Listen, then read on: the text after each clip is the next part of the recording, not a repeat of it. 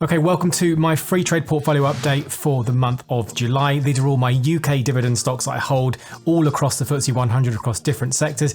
In last month's update, we were at £2,310.89p, and fingers crossed, I think this month we're going to see a little bit more green shoots as the stock market sell-off has potentially stopped, and we're seeing a little bit of a rally in the stock market right now all around the world. As always, let's just quickly compare the FTSE 100 to the S&P 500 just to give us a little bit of an idea of where we are and what's happened during the month. As you can see for this month so far, the S&P 500 is up over 5%, finally having a really good run, but the FTSE 100 is still up over 1%, but year to date the FTSE 100 is crushing that S&P 500 at the moment because we've had a big old sell-off and we're still waiting for it to get back up to zero. Right, as usual, we'll jump onto the app, we'll see everything that we've bought, all the dividends that have been paid, and some big news in terms of what's going on in the UK market. Okay, first things first, let's have a look how we've performed against the wider global market. So we go to the Insights tab, click on Portfolio Performance, and I do like to expand that one out across the maximum amount of time that we can have a look for the performance of the portfolio.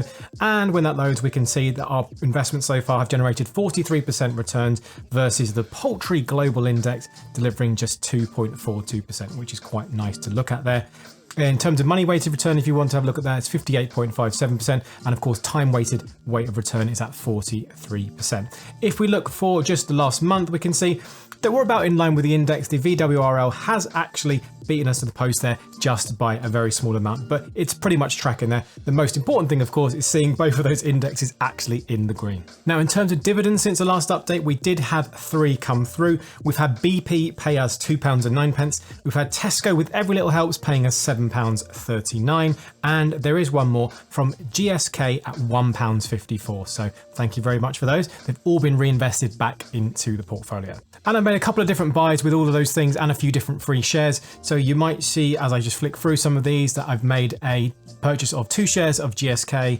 I bought 1 share of National Grid and then 3 shares of Tesco, and finally 10 shares of Vodafone. I know Vodafone always looks like I buy quite a lot of it, but just because the shares are so cheap, they don't have any spare money left, I just like to throw it into Vodafone. In terms of why I chose those companies, my kind of broader goal is just to make sure I'm kind of well diversified across this portfolio. I want to have it fairly balanced. I don't really want to get any sector or any single company getting too big. So I'll just kind of chip away and I'll look at any companies that have been beaten down a little bit and then have a look and see if I can just nibble away and keep building up my positions in those companies for the long term, effectively dollar cost averaging into those positions. Okay, so winners and losers in the portfolio. Let's have a look through and talk about some big news. Something we've been talking about for a while, this GSK demerger. Haleon has now been finally split up from the company, and you will actually see in the account that Haleon now is a separate, fully fledged member of the FTSE 100. And I was given some shares of the company because of my holding in GSK. So no doubt if you're also a holder of GSK, you would have seen the same thing come through.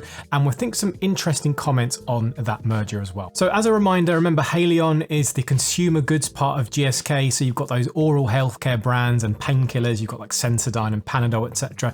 The whole idea was that those guys go off, do their own thing, and hopefully become a better company because they can focus on one sector of the market. Just having a look at that, some of the high level figures. Now we actually know we've got a market cap here of just under £28 billion.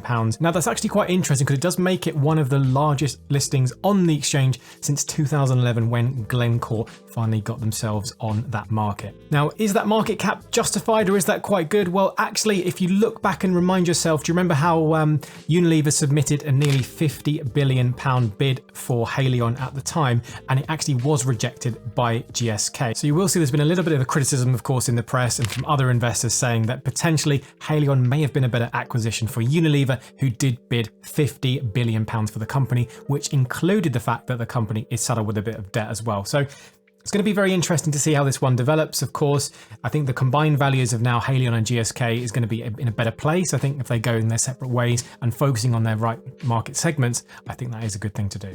So very interesting future ahead. I think what I'll do is possibly have a look at the Haleon financials when they first come out, and we'll actually get to have a look at the balance sheet, for example, because I think it's been saddled with a bit of debt, which unfortunately is bad for Haleon, but good for GSK. Across the rest of the stocks, here's how the month has actually done. Legal & General are up 5%. You've got HSBC down 3.81%. Vodafone up 1.38%. Tesco up 4.6%. Aviva down 5%. Diageo up 4.69%. Unilever with a big whopper 7.28%. GSK up 3.65%, clearly the market reacting well there. BP down 2.5%, no doubt moving with the price of the commodity of oil. And National Grid up 4.52%, and Rio Tinto, the biggest loser, down 11.1%. Just diving into the biggest loser of Rio Tinto, the company was ordered to pay a big old unpaid tax bill between 2010 to 2021 to the Australian tax office. So it looks like they've been having some strange arrangements there with their Singapore office and how they market their product and sell it inside their own business. And that totals nearly $1 billion now, but that has now been settled. So hopefully they can move on and actually figure out and structure their business so they don't have to come across any of those big old fines. The company also did mention and warn slightly about labour shortages. They said Chinese demand is falling and the falling commodity price itself and the threat of recession, of course, are all considerable headwinds, apparently. And of course, all of this comes together as quite a negative thing for the company, even though they are outputting more iron ore. Now, all this is just a reminder of any company in sectors which are going to be more cyclical and reliant on the commodity price. Of course, Rio Tinto heavily reliant on the price of iron ore. And of course, your dividends can go up and down and the company can be very, very lumpy indeed. It's definitely not going to be a straight line up, but of course, it's a reminder to be well diversified in your portfolio. If you're going to go for dividends, don't just look out for those high dividend yields, which might only last a couple of years. You've got to look for sustainable businesses that are going to be through there in the long term, because of course, we're very much tied to those prices of commodity, very similar in the oil sector too. Now, another big winner, of course, was Unilever. We just mentioned this, up 7.28% for the month. It's nice to see the company actually making some moves, because if you do look at the company over the longer term, it's done virtually nothing for shareholders, unfortunately. Yes, it's delivered a dividend, but it's been really, really poor considering we've been through a massive bull market and now going through a bit of a correction. I didn't find any amazing news or anything that's happened with the company recently, but of course I did see a press release talking about their involvement in potential metaverse stuff going on, so I thought I'd get this one up for you now. Apparently they've been sponsoring a metaverse marathon, so clearly you're going to need some virtual deodorant for that. I'm not sure quite where they're getting the link for that one. And also they did an event where they created a Magnum museum where apparently you could order a virtual Magnum. So not really sure how you can eat those just yet.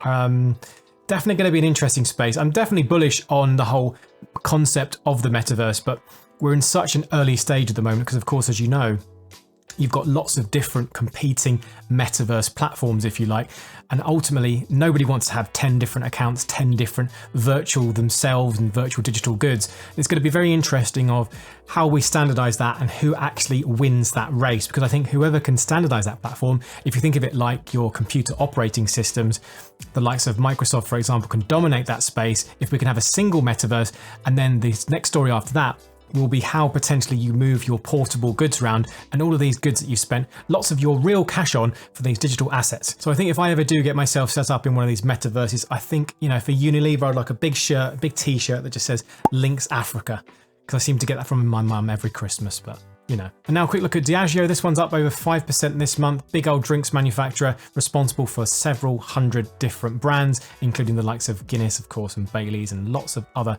amazing brands that were sold all around the world. It's one of those companies that people like to talk about and say it's going to do very well through any kind of downturn and recession, because really people still are attracted to those brands. And of course, I don't think people are going to stop drinking if the world around them falls apart. So they should do pretty well. Now, I was looking up some news for the company, and you can see that they've actually sold their Guinness brewing operation in Cameroon to their French-based peer Group Castel. So that's quite interesting, and that raised nearly £400 million, a total of 460 million US dollars.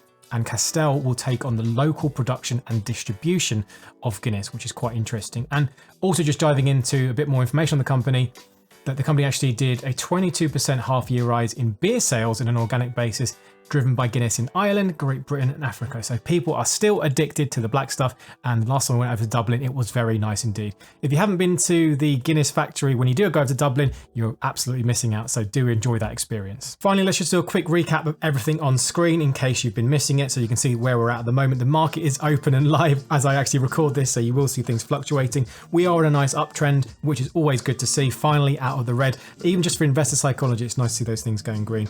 I'll just scroll through all of the investments now. that I hold in the account. If you do want to go back to see when I started this and look through why I picked the companies that I did, feel free to go through all of my portfolio updates. I have them all in a nice little channel, a nice little playlist on my channel that you can go through and have a look. I have that also linked in the description so you can go through and have a look at all of them. Alternatively as well, don't forget I do share all of my portfolios. So we have this one, of course, we have Vanguard, Hargreaves Lansdown. I do need to get around as well to updating my Lightyear one too, which has more US tech stocks based into it. So there we go for that month. Thanks so much for stopping in. And as usual, happy investing.